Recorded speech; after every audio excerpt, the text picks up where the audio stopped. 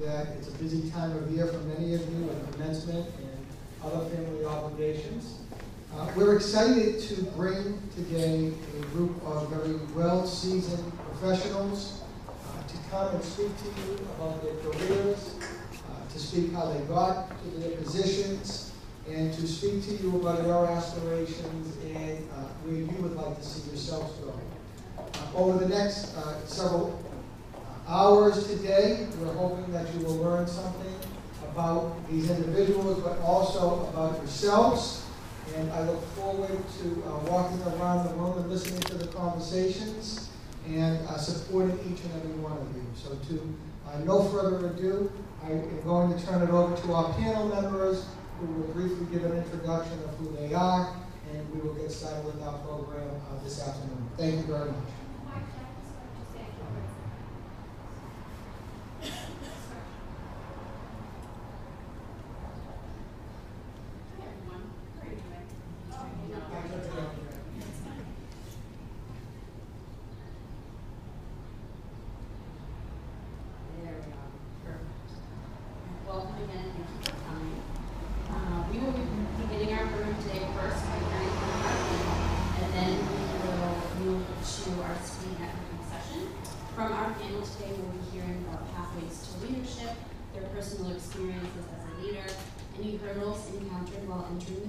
And advice for those of us who are just beginning our careers or continuing to build them.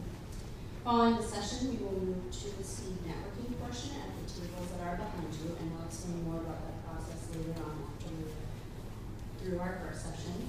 If you look at our program, we have provided a notes section for you. So as you learn more about our panelists today, if you have any questions that you would like to ask during your one-on-one sessions during the speed networking portion, feel free to write them down, or any other notes as far as information you've received today, feel free to do that as well. I'd like to introduce you to our executive panel.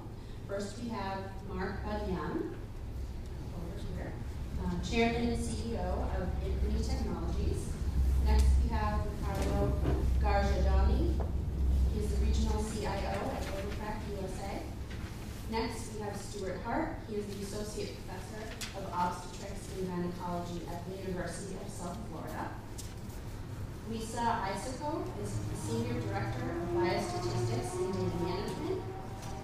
Next, we have Sai. Yes, Mahalingo, thank you, I apologize. Senior Product Manager at Cisco Systems. We also have Thomas Marc, the Chief Learning Officer at Naval Special Warfare, joining us today as well. We have Tim Picarelli, Director of Commercial Solutions at American Tower. And lastly, Shauna Young, Executive Director from the School of Engineering at MIT. Thank you so much for being here. I'm going to turn it over to each of you to begin. Let's start with Marc. Thank you so much for welcoming us. So I'm Marc Badiane. I'm actually from Paris, France. So I was educated in the US when I was 18, and then I went back home. And since then, I have worked actually in corporate finance, mergers and acquisitions, and strategy.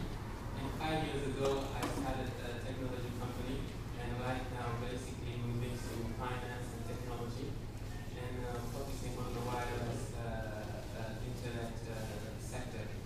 So, 2 words about leaderships. I think that leadership is about helping others achieve their goals.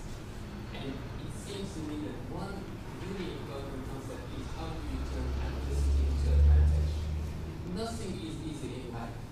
And the biggest thing is that every time you see a constraint, if you work out the solutions, you might be surprised that there will always be a solution at the end.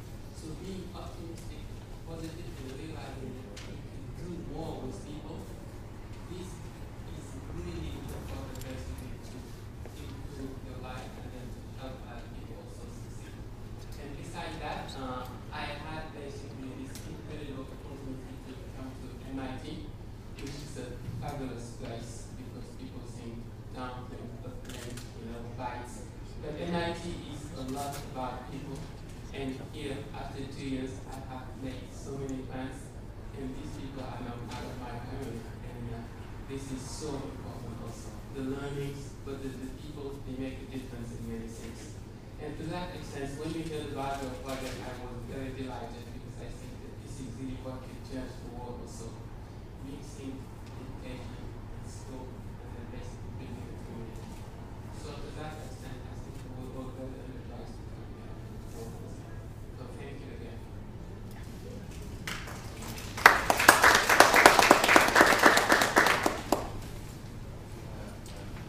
My name is Ricardo. I'm Brazilian. There's something that resonates with me about foods.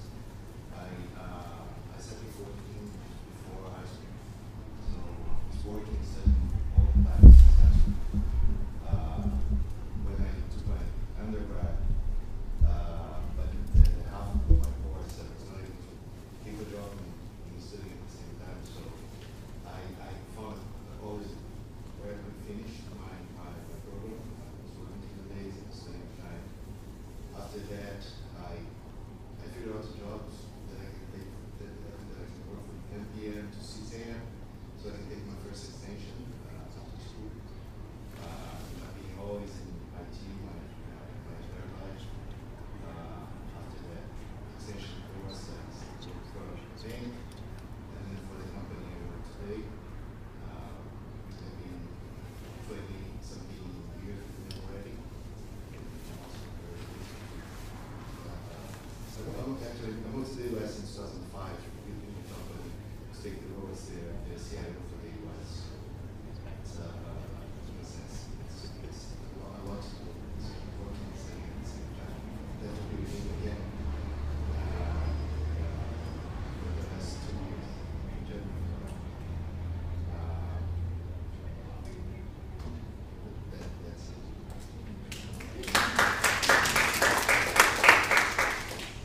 So I think a lesson that I learned along the way is that we're constantly evolving and that you really need to follow your dreams and goals and never give up on that.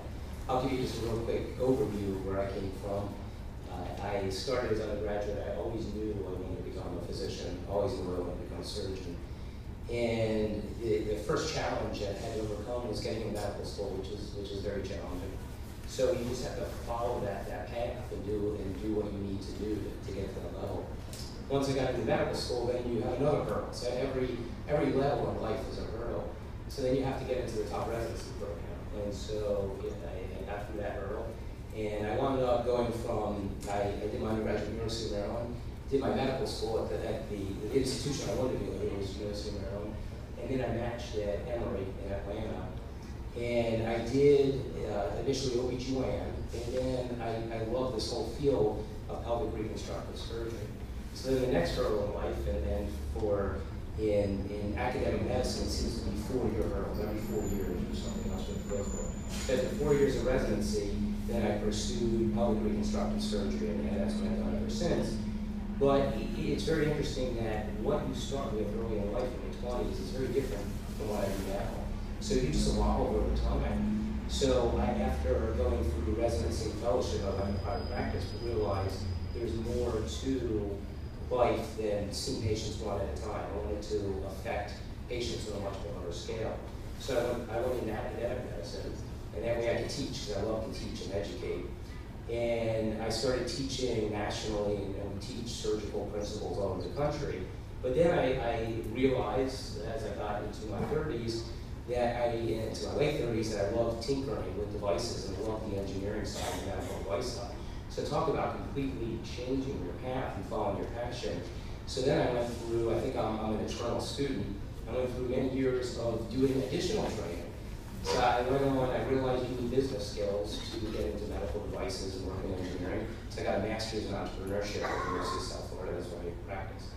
And then I realized I needed to understand regulatory affairs, so then I got a degree in regulatory affairs and industrial engineering, so it didn't end.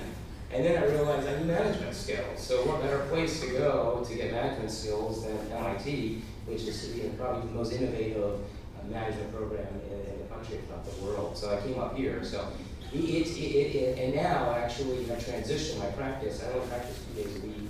We train lots of residents and fellows. In fact, I had a minimally invasive surgery program at the University of South Florida. But I run an innovation center, and that became kind of my passion to merge engineering and healthcare and business together. So So that was an evolving process, a process I would have never guessed I would have done if you look back to when I started medical school when I was 23 years old, and now 20 years later, what I'm doing. So I tell you that story to kind of impart that we're evolving. As people, we evolve, and your dreams and passions are going to evolve. That what you start out early in life is probably not what you're going to end up doing later in life, because you're going to see a different path, and you're going to develop other interests and follow your goals, your passions. And if you do that, I think you'll be very happy, and try to get as much education as you can.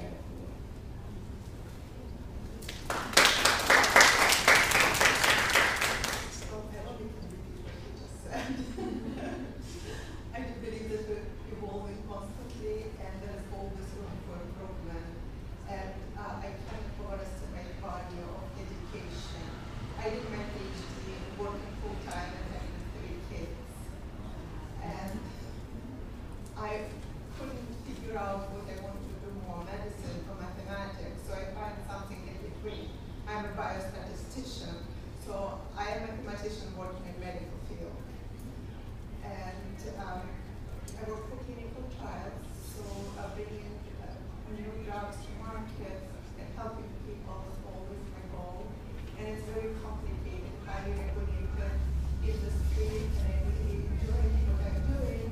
But basically, following the same path, I found that I want to be a better leader, not just a manager. So I decided to join the MIT program, and it was eye-opening experience. You realize, first of all, you get humbled by your classmates, and second of all, you realize that yes, it's true, it's still room for improvement. So I just think that setting up goals and follow your goals and work hard will always, one way or another, bring you satisfaction.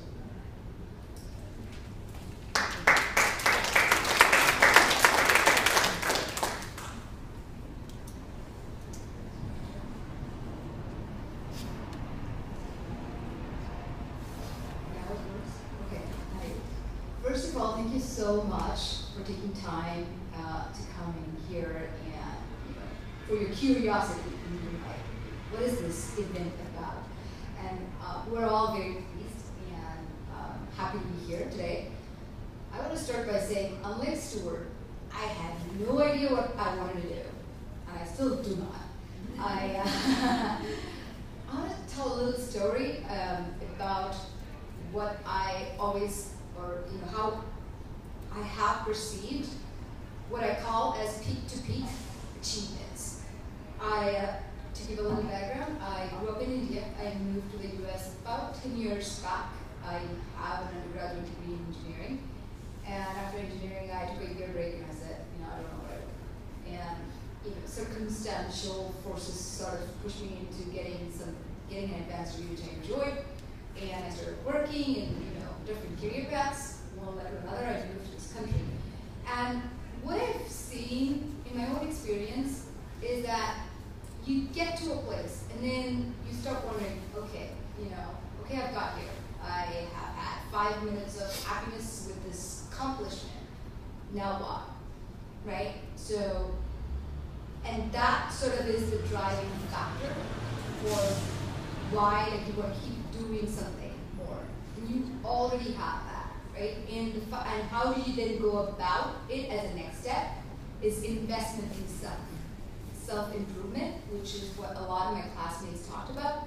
That's what united us, that we wanted to go back, invest in ourselves, and see and fill the gap, if you will. And that's why you're here. You're here today because, not just today, and taking the time out to go back to college because you want to be somewhere else. You want to move to a different place. You want that change.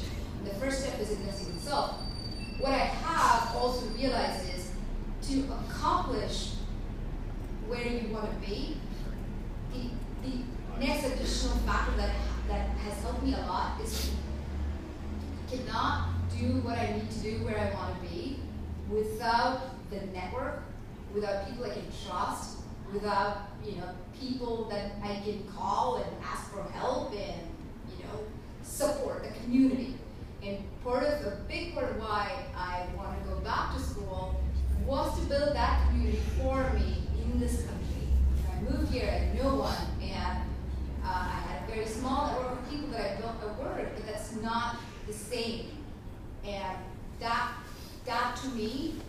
what is going to carry me forward from this place to the next, and we're very pleased to be here to sort of, share our experience from not just, what our path has been, but what are some of the things that has helped us. So instead of thinking as hurdles, I almost think of everything as, opportunities, and how do you go about that?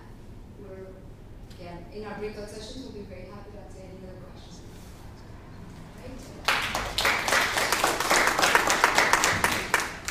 So I'm Tim Curley. I am an admitted and non-recovering scatterbrain. I have always kind of gone through life looking for opportunities and just trying to suck every bit of experience that life has to offer. I was the same way as a kid. I tried every activity that I possibly could just to at least experiment and see. And what I found through that path was that when I did face challenges, that by having a wider perspective, I could start to see opportunities when life wasn't going to necessarily work out for me. When I was in high school, I was a runner, a fairly accomplished one with 3 scholarships going into my senior year. I won a race and then blew out my knee and lost all 3 scholarships. I had no way of going to school, but I had received a postcard in the mail for this weird place called West Point that I had never heard of before. And after my parents kind of smacked me around a little bit and explained it to me, I actually found my path on one that everybody thought was going to keep me alive and went to the Army. Left the Army and started to actually do something that you don't think that you get to do in the Army as an engineer when I failed my flight physical. So I wasn't going to be a pilot. Got into the whole idea of being a finding ways to do 2 different things. And really where I started to form myself and understanding what leadership really was. The first piece is being humble and realizing that you are always learning, as I think you've heard a lot of people here, and realizing that you don't know it all. And seeking out the ways by which you can improve yourself or find that next thing or that next opportunity to kind of fill that gap that you have inside. And the second thing is to understand that it's a privilege to be able to work with people and learn from those folks that you're dealing with. They're the ones who fill a lot of those gaps that you don't have. They're the ones who inspire you to come to work. Those are the ones who inspire you to do it. When you think about people that you've worked with, whether teachers or parents or bosses that you might have had, those are the kind of attributes that they tend to inspire you. So now here I am doing the same bit of finding opportunity and trying to find and discover new ways to be able to contribute to the world, to find new opportunities that are out there, balancing work and life and school now. Coming up at the end of our program here and getting ready for graduation, I'm starting to ask the question again, what's next? And I have no idea. But that's also really exciting too. And I'm very, very pleased and honored to be able to be here with you guys today. I look forward to meeting you one-on-one here in a little bit. Thanks.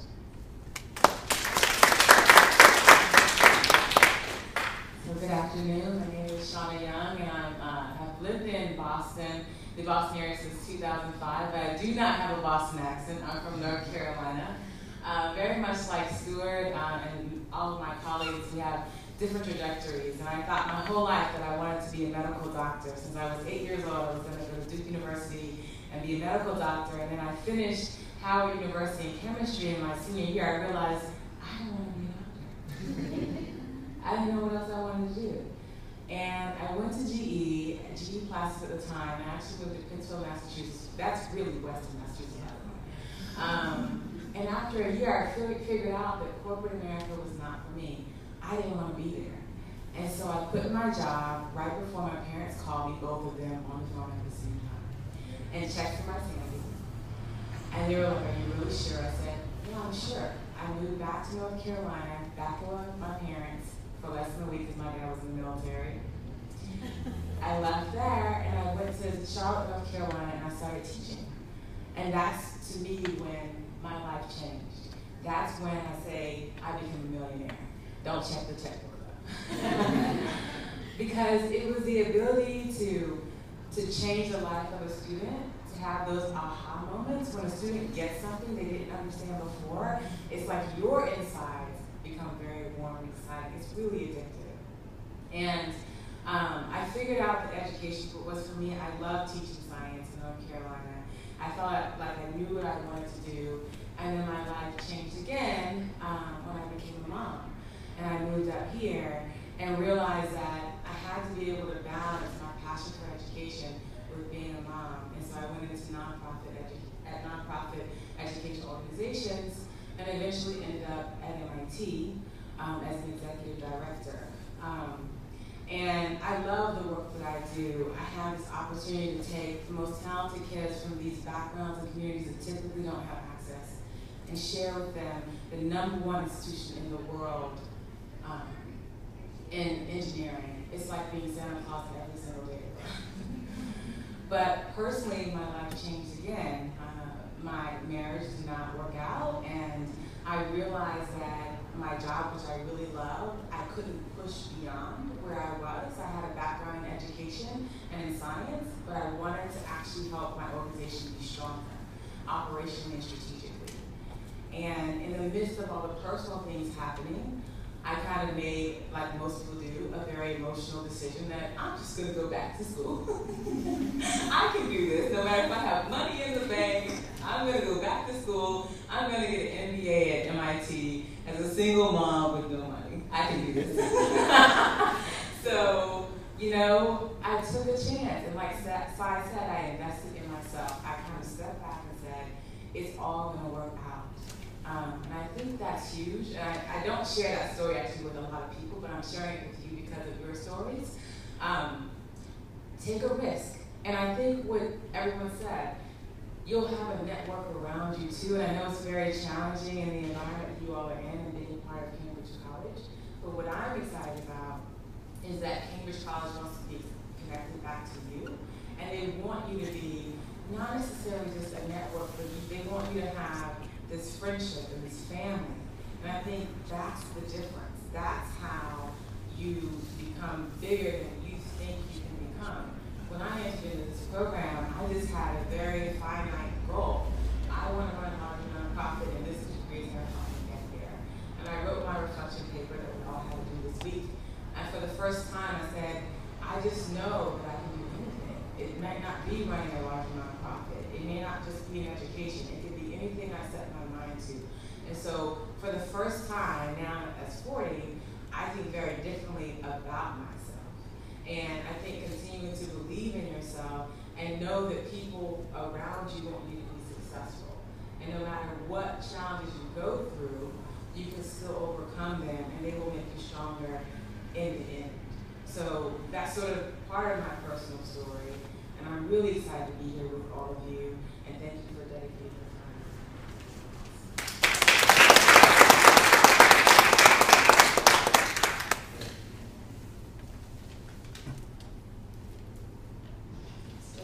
Thank you all for sharing all your work with us. I noticed many themes of setting goals and sticking to them and recognizing that if they may change, that's okay. And many times I've heard the word self-reflection or investing in yourself, which is very important. And taking time to really look at what do I love now and how can I change this for myself now as I move forward. And it's okay if things change. It's perfectly fine. As individuals, we are growing and we are changing with all experiences that we have. Networking is huge, and also many times, each of you have mentioned trusting in your classmates, taking experiences from your coworkers, being of value to them, and also recognizing the value that they present to you. So as you continue with us at Cambridge College, focus on your classmates. They're taking this journey on with you, and they have a lot to give to you, and that part is very important as well. We are actually fairly good on time. Yes, we are. So if anyone had some questions that they wanted to ask with the group or comments that you wanted to add to the discussion that we've had so far, please feel free. And then we'll move to our breakout sessions right after.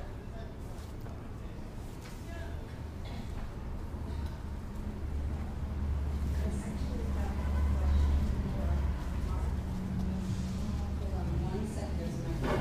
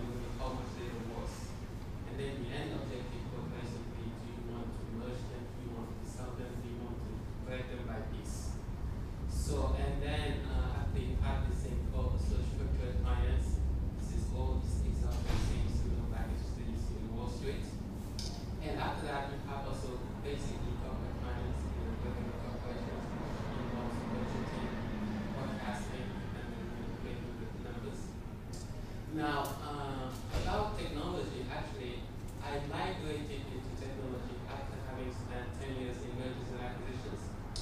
And I found that technology was really inspiring because it is challenging. It is changing all the time. And there is really a big link between finance and technologies because it's quantitatively driven. And you have research and development. And you have also this ability to build something from scratch. And that's what I found really interesting. And having a quant background, I always felt very comfortable, in doing numbers and data and building things.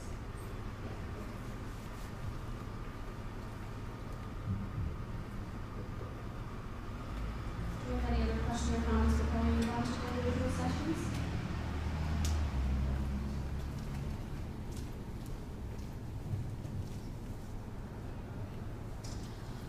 First of all, thank you so much for being here and sharing your stories with us.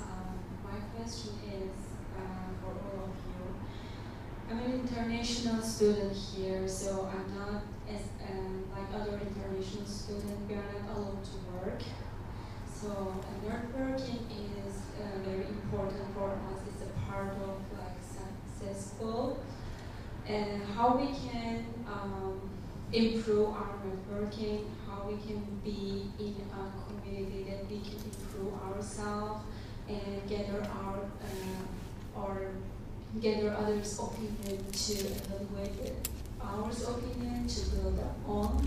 So I would like to hear about networking a lot. Is there any like chance in MIT or in other schools that we can get in and collaborate and improve ourselves and do networking? Thank you.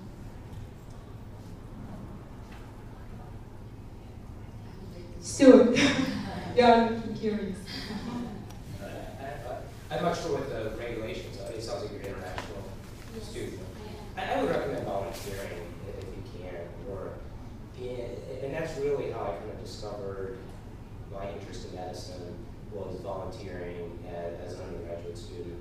I volunteered at Shock Trauma Center and I volunteered in research. And I really kind of not only knew that was the area that I wanted to go into, but it gave me great networking exposure.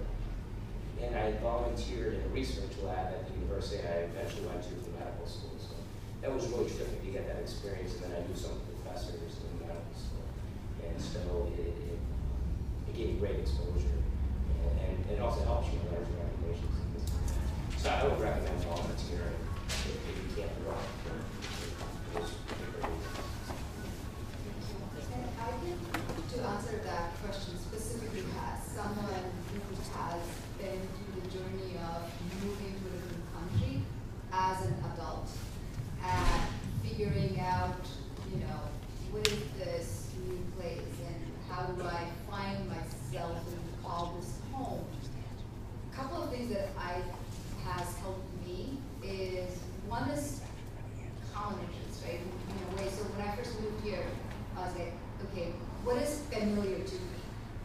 Of course, I'm Indian, so I'm like, okay, what is sort of the Indian community here, and how do I, start talking to people who have been here, who may have, who have been through this path of moving here, and what are some of the challenges that how did they overcome? So having people who look like me and talk to me about, okay, these are the things that, happened to me was helpful. The second thing is really breaking out of that in a way.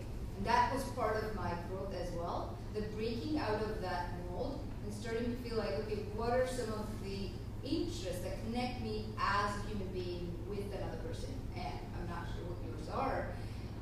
So, volunteering, and let's say you have something that you want to do specifically, you find organizations, and for me it was, okay, how do I, in between I was into like a green initiative for a little bit, so I would go for all these networking events to at least try and understand. So related to your education, related to even like, even other social events that may be happening, talking to people. And what I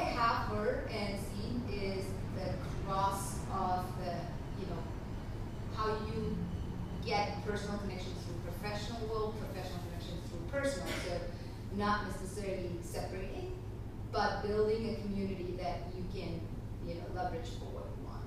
And soon you'll find yourself, feel like it's home here as well. Yeah. I'll help. My name is Tom. I'm actually also here with the group, but I'm very shy, so cameras. But to help with the answering the question, what area are you particularly interested in? I'm interested in marketing. Marketing? Okay. So I guess what I would do is I would, if I was looking, and you're going to be in this area for the next couple of years, or okay. So if I get on Meetup, I would type in like marketing and meetup.com. Query that on the internet, right?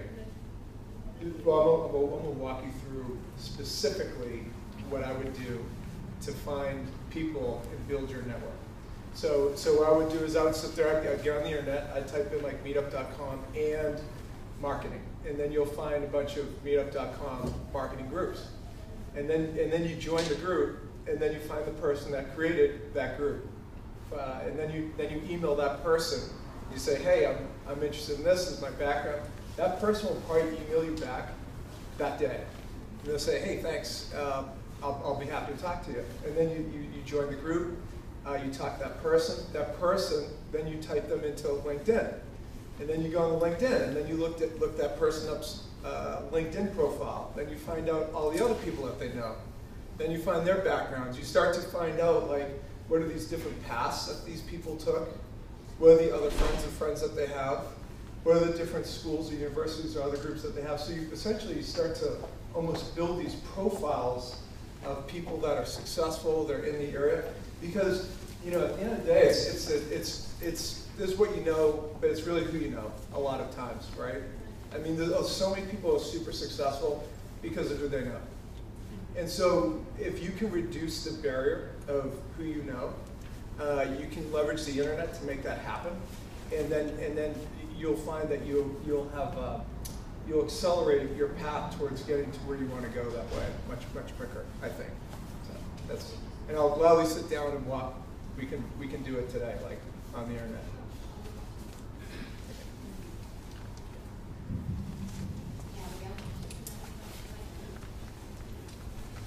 My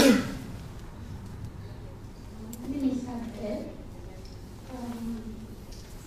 I learned from several opinions here about being humble to learn more and also following your path. You can start by something and ending by something different. And also, but my point now is just my question, because I noticed that some of English is the second language, and myself too.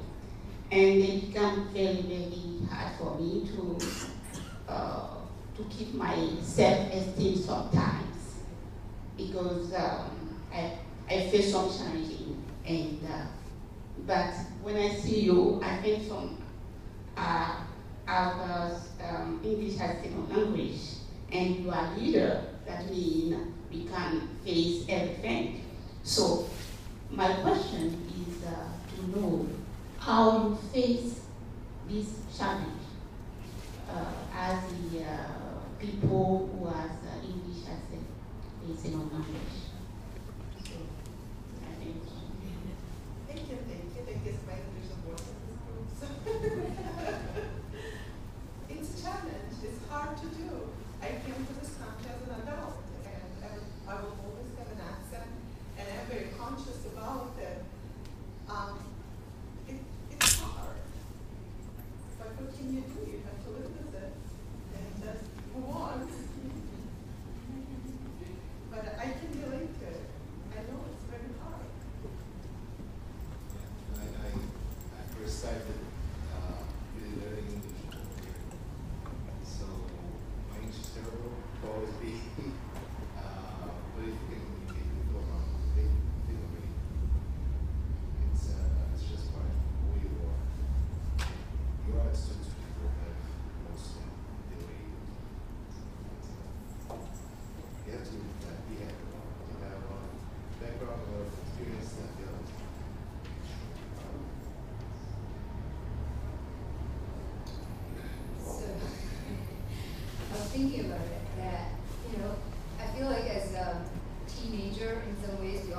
those days where we're like, I don't know, I'm like, I don't want to associate with my parents. I'm not so sure. And then you start embracing it as you get older. So part of why I say this is, I always thought I needed to be a different person than I am for me to feel like I belong. And shedding that in some ways has been sort of very free. You are who you are going to be, and you are okay as you are. To have goals and to say, okay, this is what I'm going to do for myself is great. The other thing that I also, in my experience, people actually don't care about our accent or how we speak as much as we think they do. They don't care. So use opportunity like you did. So proud of you. Asking that question, that was great. So be out there.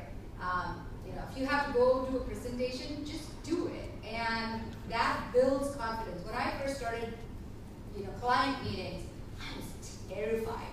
I was like, oh, I don't know if I'm saying the right thing I have. First of all, I think the content of it, and then the language part.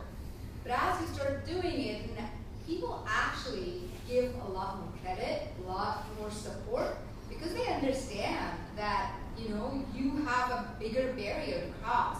And kudos to you for taking that step. So be proud of what you are able to do and who you really are, and keep polishing if that's what you want to do. You're okay. Let's go. Believe, yeah. I want to add a little bit too. I told you that I'm from North Carolina, and you might think English is not a second language for me, but I remember, I have multiple accents myself, and this group doesn't hear it as much, but when I go south, the jaw can come out and everything like that. And I remember when I moved to Pittsfield, Massachusetts, I was working at G, as I told you, and I was on the call center. I was a technical marketer, so I was customer service. I would pick up calls from around the world, definitely around the country. And one of the people asked me, where are you from? I said, I'm from North Carolina. And he literally said to me, I guess on the phone to me, I thought I was from the South was slow. Like he just immediately talked about my accent and my intelligence based on what he heard or thought his perception of my intelligence. And so I just thought about that. I laughed it out. I said, no, actually we're not. I'm here, and I helped him out. But I guess what I would say is we all have differences. And there are going to be people who may judge you for your differences based on how you talk, or how you look, or what you wear, something like that. What I think a lot about is, number one, if you can, as much as possible, put yourself in an environment that's very positive, like I said, where people really want that diversity for you. So when you're thinking about where you want to work or where you want your career to progress, there are going to be a lot of people who want differences at the table, and they see value in your perspective. That's huge. And I think, number one, living in Cambridge or being able to come to Cambridge College is a prime example of that.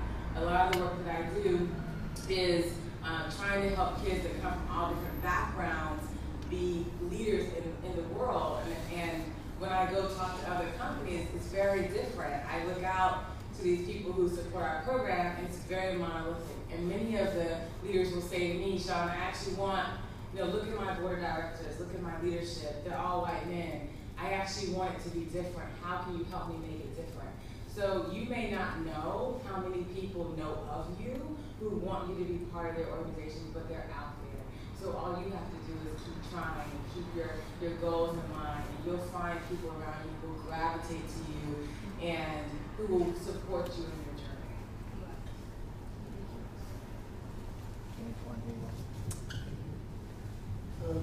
This question is for any member of the panel.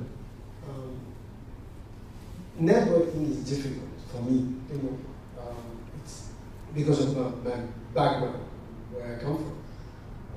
How do you, any insight that you can give us, because networking is difficult, how do you combine networking with career advancement when you're inside the company? So, networking, I absolutely agree. In fact, I hate doing it because in its normal context, right? Because you feel awkward, right? You're approaching a lot of strangers, you're asking them to help you out, they don't know anything, and it becomes even more uncomfortable than it probably should. There is an author, an artist, that I got to meet, and he wrote a book that's called Steal Like an Artist. And he talks about how creatives actually create their network. And the piece of advice that he gave that I think is really helpful to get past that awkwardness of network building is actually something very similar to what Sai mentioned, which is you don't network by, the best way to network is not by networking to your end state goal in every chance. That's actually by networking within your specific interest. So you can actually build a network if you're interested in calligraphy. You can build a network if you're interested in woodworking.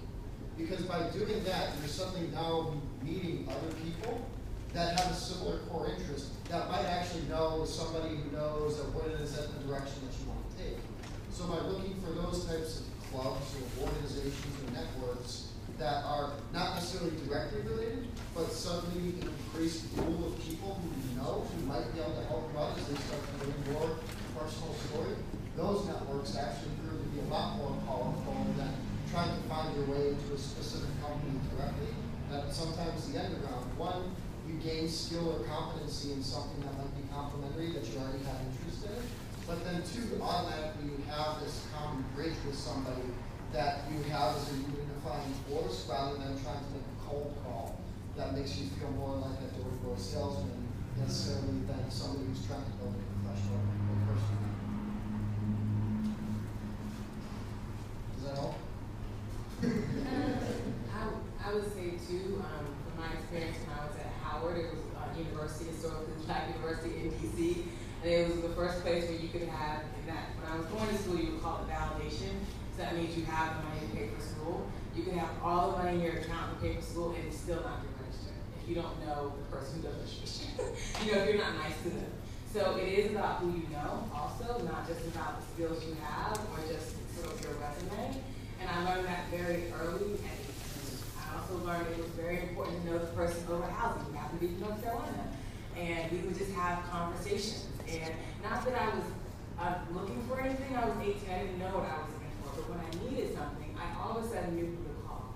And so I learned that at Howard very early, and then I kind of took that throughout life. And what I would say is it's a conversation.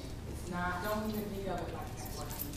When I approach situations, even coming in here today with a whole new group of people, I just start with a smile and a hello. And honestly, people would get excited about your smile. How are you doing today?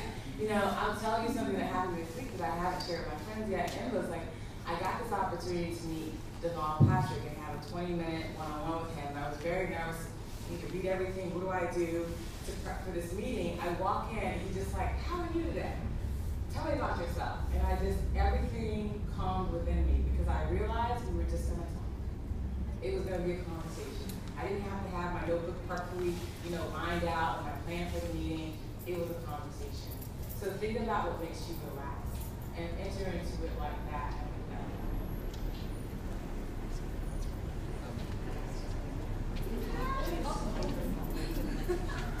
I guess So, do you guys mind? So with the networking question about that you were asking earlier, I think also another thing that might be good to think about, and this is to complement what Kenna was saying as well, is that the more you diversify, like have this initial group of people that become very close friends, legitimate, true friends, but they have a lot of different backgrounds.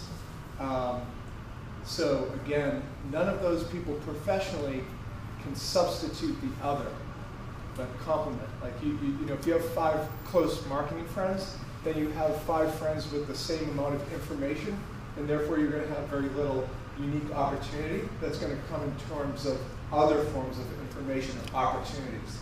Okay, but if you have, like, let's say 5 close friends that you don't want to get anything out of, that you met them through meetup.com, you went there, you had similar interests, you went to meetup.com, they are experts in, let's say, marketing, then you meet some other people in these other groups, one's maybe a finance person, another person's an accountant.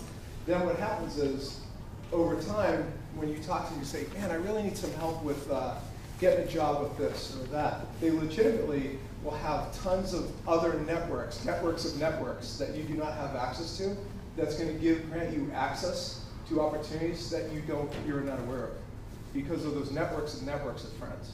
And I'll graphically show that to you so you see what I mean. But you know, when you see these like little stars, then just keep drawing actually here it is. Like if you take that internal like network and we just keep branching that out, that's like invisible layers of opportunities. It's called the strength of weak ties.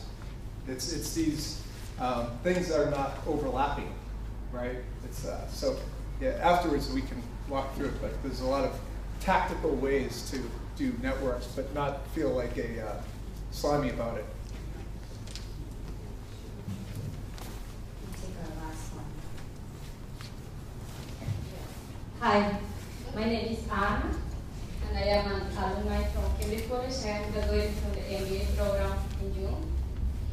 Ms. Lenny was my supervisor here because I was a work study here last year, and I am very grateful of Cambridge College for this whole opportunity. Anyways, I wanted to say two things. One is about networking, and the other is so I'm going to start with that. I have the opposite situation of you. My network is so big, so I have to pick like how I want to manage my network. I realized that maybe in my case, it's because I'm coming from a very huge family. My father is one of 12 siblings, and my mother is one of 9. So my family is so big that when we did parties in my house, we didn't have to invite any others but my family. You see what I mean? Like the house was full. And I have a lot of cousins and aunties, so I think that gave like natural skills for networking that I have been carrying out of my family. And now that we're talking about that, I realized that the best way to do network is being yourself, trying to help others, belong to different organizations, or for example, in my case, I am from South America, from Venezuela. So I came here 12 years ago. I didn't have a lot of English. However, everybody said, oh, your English is much better than a lot of people who've been here for 20 years. And I said, oh, yeah, thank you. So I immediately started being part of the Latino Professional Network. My background is in economics, so I'm in finance and administration. So I realized, okay, that's a good one. I met a lot of people there, but just being friendly. Not because I was looking for a particular interest. And I guess most people recognize when you are approaching them because you want something from them, or because you just want to meet them. And then, like he was saying, one person brings the other and introduce you to the other, when you come to see, wow, you have a big network. Now I came to Cambridge College, which happened to be an international school, and I met people from Sudan, from Turkey, from Saudi Arabia, so many people here, that now out of the sudden I have international friends everywhere. I know people in Holland, big network. So just be yourself, try to engage in different organizations that, as he said, that you are interested in. Like, for example, I am also member of the ALPHA organization, it's Association for Latino Professionals in Finance and Administration. And I also I am part of the Women Leadership Program here in Cambridge College. The Dean, Regina Robinson, is the leader, and they invited me, and I said, sure. I asked Melanie, I was working with her, Melanie, should I join this membership, this network? She said, sure, you are made for that, so go ahead. And then, okay, I understand, I have a lot of friends there. Now, what I am trying to do, and this is the question for all of you, right? I'm working for a very successful organization. It's called Partners Healthcare. I don't know if you know about Partners. So I have 40 hours per week. I am the administrative coordinator / analyst, always two positions one. But I am very grateful for the opportunity. I've been there for 5 months. This is my 6th. But I did my ILP, my individual learning project, in studying a non-profit organization. I remember you because you have passion about non-profit, called Moving Forward. So Moving Forward is about helping people that somehow they feel that they start in something, like they have a dream, they want to continue whether in education, employment or something, but they don't know how to go about it. And then this organization would be like to help to connect people with resources and opportunities. And I know that I can do it because I have a huge network. I know a lot of people. I also volunteered last year, 2 years ago, for the when Congressman, well now he's Congressman, but in that time he was Representative Kerry, John Kerry. He was yes, he was Kerry. So anyway, I met a lot of people, and they brought me to other people. And all of a sudden, I was in a room with the Vice President of the United States, taking pictures, and I met the Padre, the Mayor of Meninos, brought me through the EITC program. So I know a lot of people that can help others, and I have a huge network. But I am not willing at this point to give up on my job because I need my family needs my income.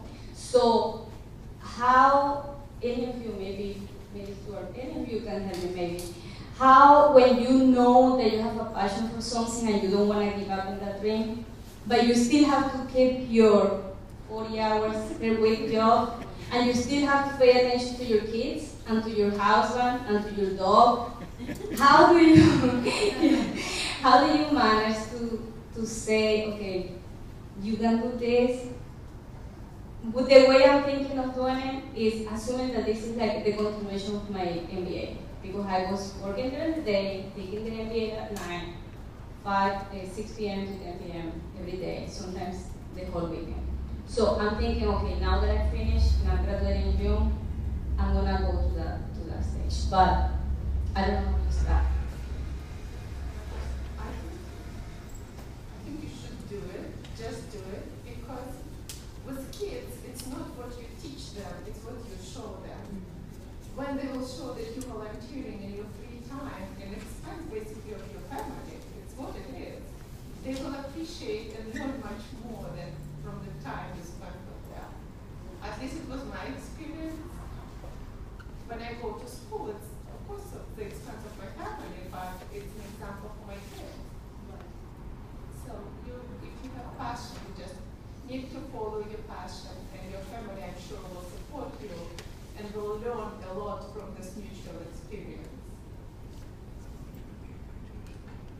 I don't know, I have a 9-year-old. I think communication is key. I mean, I'm finishing my degree and I have to travel a lot to help other kids, and she cries sometimes when I leave. She wants to learn on my computer. So the reality is that it's hard for them to be less equal to me. I mean, it's all about them. But I think adding to what we said is maybe helping them understand how good it feels to give back. So I remember with my daughter, I gave her $5 just to buy a spare change newspaper on Mother's Day, and she said, I felt so good, Mom. I felt good about giving back. And so I think helping them understand how that feels, and then the communication about why you're doing what you're doing is key. Because I don't think I did that well when I started my EMBA, right? It's just sort of like Mom is working on time and she's going to school. Why? So if you do that and start instilling in them the reasons why you're doing it, I think it might be helpful. And just understanding that it may take time for them to get it, but in the end, 10 years later, they'll start to emulate the things that you instilled into them. And I think for a professional level, in terms of if you want to change your career or get into a new area, you just have to develop a transition plan. And it's not going to go the way you think it's going to go. But if there's a particular area that you want to get into, again, volunteer in that area, make connections and network in that area, and maybe take on small responsibilities to help others that are in that particular area that you want to transition into. And then over time, as you gain experience, then you can really shift your career towards that particular area of interest, and then you could jump ship. And then at that point, when you have enough experience, you feel like you can make a living doing it, and then this may take years. Then at that point, through your network, you may be able to get a job and then completely transition. But it's tough and it takes years. It's not something that's going to happen overnight. But again, have your goal in mind, the goal may shift a little bit, stay focused, and really work on the transition. And I think the transition is the hardest part of balancing everything. Yeah. It's not easy, but Yeah. that's your passion. And the thing that I want to be the president, the founder of that company. I don't want to get a job in that area, and I want to go international. My mother used to say, "Yeah, you always want to say the word." Well, I want to say the word. That's like my passion. I want to have something international to help people in different countries to move on. And a lot of it may be in your network to build a team that can help you do it with lots of expertise and lots of diversity that you can bring to the table to enable you to do it. And it may take, right, and you maybe do it as a side job initially. And then as you gain that experience, you become more successful at it. And then you use that determination when you really can give up what you're doing and jump into something new. Because it could affect your finances, it could affect that time you spend. But it's a tough decision. But I would really think of it as a transition, and then really think through what would be that transition plan. I'm here now, I want to get to here. What are those steps? And break them down. When you look at transition in general, it's overwhelming. It's not obvious when you look at it as a whole. So break it down into its component parts and figure out where are the steps you need to take. And then each step is a baby step, but it's a forward progress step. And that's how I would think about it. I'm not the same my mom. Teaching math is very helpful. Thank you. I just want to add one more thing to what Stuart had to say, just to build on that. As I am going through my own discovery of, what do I want to do next, do not like this question. What do you want to do? What do you want to do? So I said, okay, let me quantify this qualitative question that I've been asking my own self, and everybody has been pounding me on, right? So what I did is actually made a scorecard. It's very nerdy, but this really has helped me because I made a list of 10 things that I really want in a job. Okay, blah, blah, blah, blah, blah. Come up with 10 things. Score them, 1 through 5, 1 to 10, get fancy with it, right? So that way I feel like, okay, if I scored 0 on this, but it's 10 on the other scale, how important is it? And I just felt like, okay, as I'm evaluating options, I know exactly in a way, like where it fits in the grand scheme of like everything that I would like, right? So of course I'm not going to score 100 with anything, but where is it, where does it lie? And of course, feel free to change that every now and then. Suddenly you may find that you're doing a job which is taking a lot of your personal time away, and you want to say, okay, actually, you know what? When I want to do the next thing, I'm going to put more importance to that. So, raise the factor for that particular element, if you will, right? So I personally found that doing something like this and quantifying this very qualitative question that I constantly deal with helps me a lot to at least sort through some of this in a very structured way. I don't know if it's helpful, but Yes, it is. Thank you. You're welcome. Thank you. Thank you. Thank you so much for asking questions and sharing your insights. We're going to move to the next section. So if you see behind you, our guests will be at each individual table, and there's a name tag for you as well as moving along. We're going to give each of you, if you're interested, 5 minutes to speak to each of our panelists and ask questions and have a discussion one-on-one. And if you are waiting, we're going to have 5 minutes in a rotating clockwise section. I'll be doing resume reviews in the back of the room, so if you're interested and you brought your resume today, I can certainly take a look at that for you. Feel free to snack up. We have plenty of leftovers, get some more drinks, and we'll move to our next session. So thank you.